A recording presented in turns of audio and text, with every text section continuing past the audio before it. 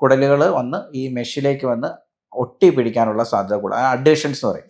അഡ്ഹീഷൻസ് ഉണ്ടാകാനുള്ളതും പിന്നെ അതിന് പെയിൻ ഉണ്ടാകാനുള്ള സാധ്യത കൂടുതലാണ്. ഇത് നമ്മൾ വയറിന് ഭിത്തിയിലുള്ള പേശികൾക്കിടയിലാണ് വെക്കുന്നത് കൊണ്ട് നമുക്ക് ഈ ഒരു ഒട്ടൽ കുറയ്ക്കുകയും അങ്ങനെ നമുക്ക് ആ വേദന പോസ്റ്റ് ഓപ്പറേറ്റീവ് ആയിട്ടുള്ള പെയിൻ കുറയ്ക്കുകയും ചെയ്യും. സർ, നമ്മൾ ഈ ഇടയ്ക്ക് ഒരു വലിയ ഇൻസിഷണൽ ഹെർണിയ കാണുകയുണ്ടായല്ലോ, അതിനെക്കുറിച്ചൊന്ന് എക്സ്പ്ലെയിൻ ചെയ്യാമോ? അതെ, കഴിഞ്ഞ ദിവസം നമുക്കൊരു വലിയൊരു ഇൻസിഷണൽ ഹെർണിയ പേഷ്യൻ്റ് ഉണ്ടായിരുന്നു.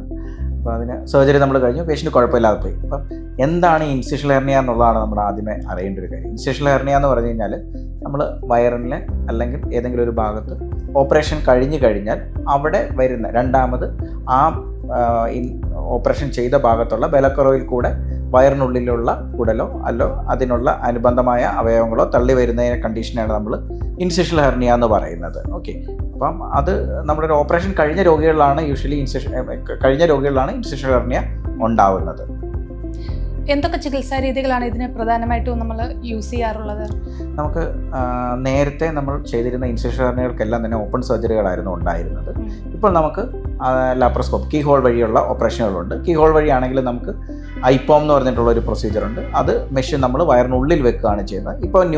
ഇപ്പം റീസെൻ്റ് ആയിട്ട് കുറച്ചുകൂടെ അഡ്വാൻസ്ഡ് ആയിട്ട് വന്നിരിക്കുന്ന ഒരു പ്രൊസീജിയറാണ് ഇ-ടെപ്പ് എന്ന് പറയും. ഇ-ടെപ്പ് എന്ന് പറയുമ്പോഴത്തേക്കും അതിൽ extended totally extra peritoneal mesh repair എന്ന് പറഞ്ഞാൽ നമ്മൾ വയറിനുള്ളിലല്ല മെഷ് വെക്കുന്നത്, വയറിൻ്റെ ഭിത്തിയിലുള്ള പേശികൾക്കിടയിലാണ് മെഷ് വെക്കുന്നത്. അതുകൊണ്ട് കുറച്ചും കൂടെ നമുക്ക് ഈ മെഷ് നമുക്ക് കുറച്ചും കൂടെ കോസ്റ്റ് കുറഞ്ഞ മെഷ് നമുക്ക് എന്നാൽ കുറച്ചും കൂടെ സ്ട്രെങ്തിൽ നമുക്ക് വെക്കാൻ പറ്റുകയും ചെയ്യും. അതുപോലെ തന്നെ റിക്കറൻസ് റേറ്റ് കുറയ്ക്കാനും പറ്റും.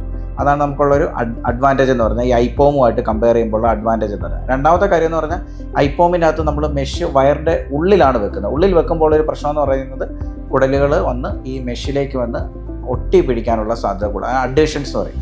അഡ്ഹീഷൻസ് ഉണ്ടാകാനുള്ളതും പിന്നെ അതിന് പെയിൻ ഉണ്ടാകാനുള്ള സാധ്യത കൂടുതലാണ്. ഇത് നമ്മൾ വയറിന് ഭിത്തിയിലുള്ള പേശികൾക്കിടയിലാണ് വെക്കുന്നത് കൊണ്ട് നമുക്ക് ഈ ഒരു ഒട്ടൽ കുറയ്ക്കുകയും അങ്ങനെ നമുക്ക് ആ വേദന പോസ്റ്റ് ഓപ്പറേറ്റീവ് ആയിട്ടുള്ള പെയിൻ കുറയ്ക്കുകയും ചെയ്യും. അതുപോലെ തന്നെ നമുക്ക് സർജറിയുടെ കോസ്റ്റും കുറയ്ക്കാൻ പറ്റും. കോസ്റ്റ് എന്ന് പറയുമ്പോൾ ഐപോം പോലുള്ള പ്രൊസീജിയറുകൾക്ക് നമുക്ക് സ്പെഷ്യൽ ആയിട്ടുള്ള മെഷ് വേണം, അതിനുള്ള ടാക്കർ വേണം. അപ്പം ഇത് ഇ-ടെപ്പ് പോലുള്ള പ്രൊസീജിയർ ചെയ്യുമ്പോഴത്തേക്ക് നമുക്ക് നമ്മൾ നോർമൽ ഹെർണിയയ്ക്ക് യൂസ് ചെയ്യുന്ന മെഷുകൾ തന്നെ നമുക്ക് യൂസ് ചെയ്യാൻ പറ്റും. അപ്പോൾ നമുക്ക് പേഷ്യൻസിന് അത്രയ്ക്ക് നമുക്കൊരു ബെനിഫിറ്റ് ആയിട്ട്, അതായത് കോസ്റ്റ് നമുക്ക് വളരെയധികം കുറയ്ക്കാൻ പറ്റും നമുക്കിതിൻ്റെ ഈ ഒരു പ്രൊസീജിയർ കൊണ്ട്.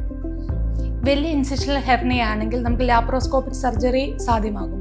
അതെ, വലിയ ഇൻസിഷണൽ ഹെർണിയ എന്ന് പറഞ്ഞാൽ നമ്മുടെ വയറിലെ മസിലുകളൊക്കെ സെപ്പറേറ്റഡ് ആയിട്ടിരുന്ന് അതിൽ കൂടെ തന്നെ കുറേ കണ്ടൻസ് കയറി വെളിയിലേക്ക് വരുന്ന അവസ്ഥയിൽ നമുക്ക് ഇതുപോലെ തന്നെ ഈ ഇ-ടെപ്പ് എന്ന് പറഞ്ഞ പ്രൊസീജിയർ നമുക്ക് ചെയ്യാൻ പറ്റും. പക്ഷേ അതിൻ്റെ കൂടെ തന്നെ നമ്മുടെ ഈ വയറിനുള്ളിലുള്ള മസിലുകൾ അടുപ്പിക്കുന്നതിന് വേണ്ടിയിട്ട് നമ്മൾ സൈഡിലുള്ള മസിലുകളെ റിലീസ് ചെയ്യാന്ന് പറഞ്ഞാൽ ട്രാൻസ്വേഴ്സ് അബ്ഡോമിനസ് എന്ന് പറഞ്ഞിട്ടുള്ള മസിലുണ്ട്. ആ മസിലിനെ നമ്മൾ റിലീസ് ചെയ്ത് അത് നടുക്ക് ഭാഗത്തേക്ക് കൊണ്ടുവന്നിട്ട് ഈ ഒരു പ്രൊസീജിയറിനെ നമുക്ക് ചെയ്യാൻ പറ്റുന്നതാണ്. അത് എന്ന് പറഞ്ഞാൽ മറ്റ് പ്രൊസീജിയറിനെ പോലെ തന്നെ വളരെ റെക്കറൻസ് റേറ്റ് കുറച്ച്, അതായത് ഓപ്പൺ സർജറിയെ പോലെ തന്നെ റെക്കറൻസ് റേറ്റ് വളരെ കുറച്ച് നമുക്ക് കീഹോളായിട്ട് തന്നെ നമുക്ക് ചെയ്യാൻ പറ്റുന്നൊരു കാര്യമാണ് ഇതുള്ളത്. അപ്പം ഈ കീഹോൾ ചെയ്യുകയാണെങ്കിൽ ഒന്നെന്ന് പറയുന്നത് ഓൾറെഡി ഒരു ഇൻസിഷൻ ഉണ്ട്, ആ ഇൻസിഷനിൽ കൂടെ നമ്മൾ വീണ്ടും ഒരു ഇൻസിഷൻ ഇടുമ്പോഴത്തേക്കും അവിടെ വീണ്ടും ഒരു ഇൻസിഷണൽ ഹെർണിയ വരാനുള്ള സാധ്യത കൂടുതലാണ്.